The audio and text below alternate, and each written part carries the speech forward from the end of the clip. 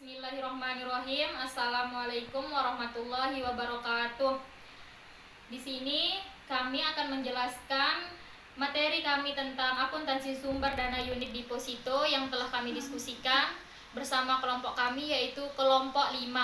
Di sini saya sendiri sebagai moderator, Lidiawati, dan anggota kelompok saya yaitu Intania Ardana Yogaswara, Jubaidah Julia Lestari, dan Meli Andelia. Kemudian saya akan menjelaskan akuntansi sumber dana unit deposito. Baik, di sini saya akan menjelaskan pembahasannya. Yang A, pengertian deposito. Deposito, time deposito merupakan salah satu tempat bagi nasabah untuk melakukan transaksi dalam bentuk surat-surat berharga. Pemilik deposito disebut deposan. Kepada setiap deposan akan diberikan imbalan bunga atas depositonya. Bunga bank, bunga yang diberi kepada deposan merupakan bunga yang tertinggi jika dibandingkan dengan simpanan giro atau tabungan. Sehingga deposito oleh sebagian bank adalah sebagai dana modal. Keuntungan bank dengan menghimpun dana lewat deposito adalah uang yang tersimpan bisa lebih lama, mengingat deposito memiliki jangka waktu yang relatif panjang dan frekuensi penarikan juga jarang.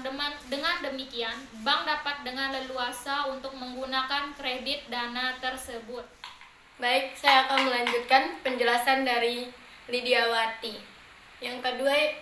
Yang kedua bagiannya yaitu jenis-jenis deposito ada 3. Saya akan menjelaskan jenis deposito yang pertama, yaitu deposito berjangka. Deposito berjangka merupakan deposito yang diterbitkan menurut jangka waktu yang tertentu. Jangka waktu deposito biasanya bervariasi mulai dari 1 bulan sampai dengan 24 bulan. Deposito berjangka diterbitkan atas nama baik perorangan maupun lembaga. Artinya, di dalam bilet deposito tercantum nama seorang atau lembaga. Kepada setiap deposan diberikan bunga yang besarnya sesuai dengan berlakunya bunga pada saat deposito berjangka dibuka. Pencairan bunga deposito dapat dilakukan setiap bulan atau setelah jatuh tempo. Penarikan dapat dilakukan dengan tunai maupun dengan non-tunai. Kepada setiap deposan dikenakan pajak terhadap bunga yang diterima. Contohnya, di sini saya akan menjelaskan satu contoh dari deposito berjangka. Nyonya Migami ingin menerbitkan deposito berjangka untuk jangka waktu 6 bulan.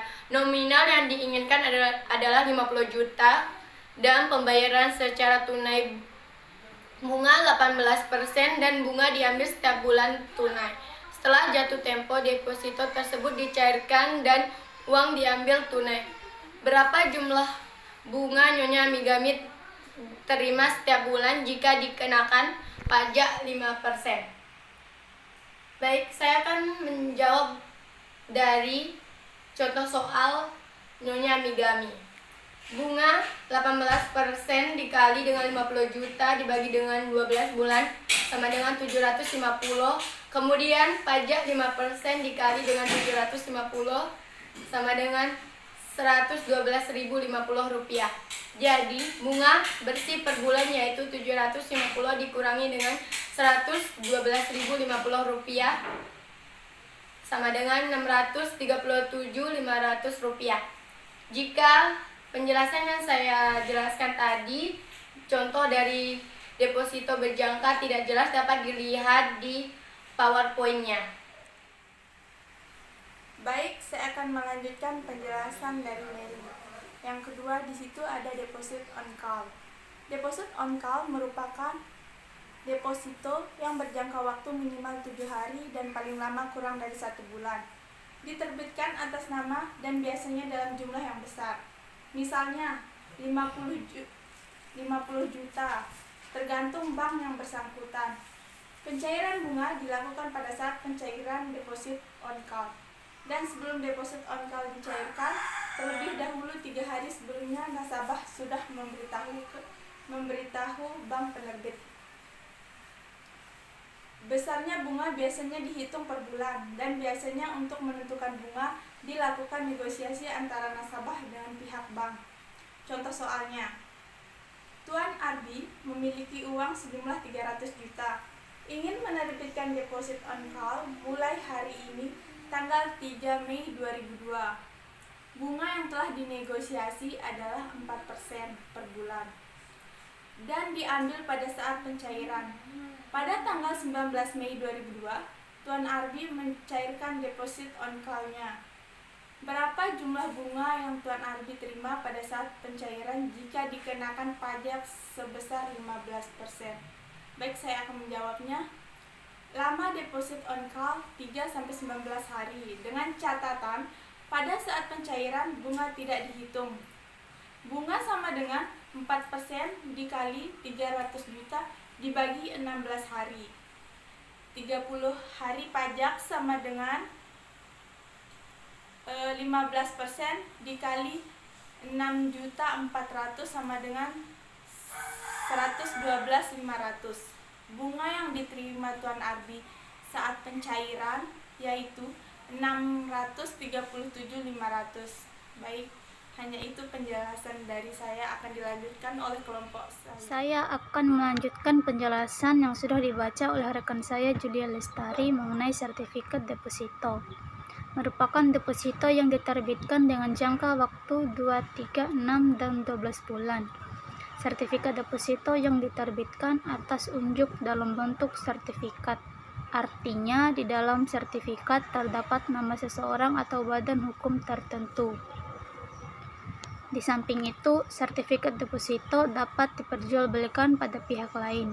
Pencairan bunga sertifikat dapat dilakukan di muka tiap bulan atau jatuh tempo, baik tunai maupun non-tunai. Dalam praktiknya, kebanyakan deposan mengambil bunga di muka. Contoh perhitungan bunga sertifikat deposito. Tuan Ray membeli 10 lembar sertifikat deposito dengan nominal 10 juta rupiah. Bunga 16% PA dan diambil di muka. Jangka waktu adalah 12 bulan dan pembayaran secara tunai. Pajak dikenakan 15%. Berapakah jumlah yang harus Tuan Ray bayar kepada pihak bank jika langsung dipotong bunga yang diambil di muka? Penyelesaiannya yaitu total SD atau sertifikat deposito sama dengan 10 lembar dikali 10 juta menghasilkan 100 juta rupiah. Bunganya sama dengan 16% dikali 100 juta dibagi 12 bulan menghasilkan 16 juta rupiah. 12 bulan pajaknya sama dengan 15% dikali 16 juta rupiah menghasilkan 2.400.000 rupiah. Maka bunga di muka yang harus dibayar oleh Tuan Ray kepada bank yaitu sebesar 86.400.000 rupiah. Materi yang telah disampaikan oleh Jubaida. C. Prosedur pembukaan rekening deposito, alur proses penarikan deposito tunai, dan penutupan deposito. Prosedur pembukaan rekening deposito. Pembukaan deposito mempunyai dua pengertian dikaitkan dengan penerapan sistem aplikasinya, yaitu pembukuan rekening deposito nasabah dan penyetoran dana deposito atau booking transaksi yang dilakukan secara teruntut. Langkah pertama adalah nasabah mengajukan permohonan membuka rekening yang dicatat oleh bank sehingga nasabah tersebut mempunyai nomor rekening deposito.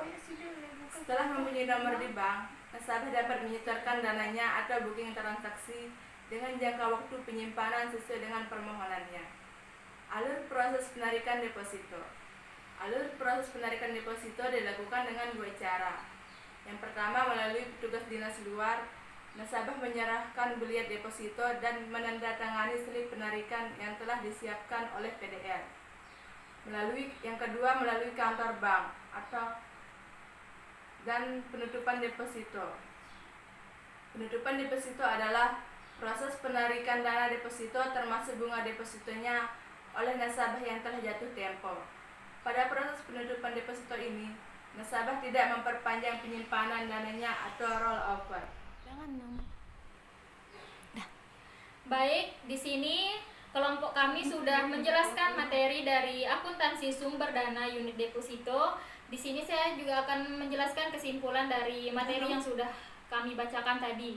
Deposito adalah simpanan yang tersimpan di bank. Jika dana tersebut ditarik oleh nasabah sebelum jatuh tempo, maka akan dikenakan penalti Return yang sebesarnya tergantung dari bank yang bersangkutan. Jenis-jenis deposito yaitu deposito berjangka, deposito sertifikat, dan deposito on call. Kemudian untuk pembukaan rekening, penarikan, dan penutupan deposito diatur berbeda oleh masing-masing bank sesuai dengan kebijakan yang dibuat bank yang bersangkutan. Hanya itu kesimpulan dari materi presentasi kami. Semoga bisa dimengerti dan apabila ada yang kurang jelas bisa ditanyakan nanti di forum diskusi.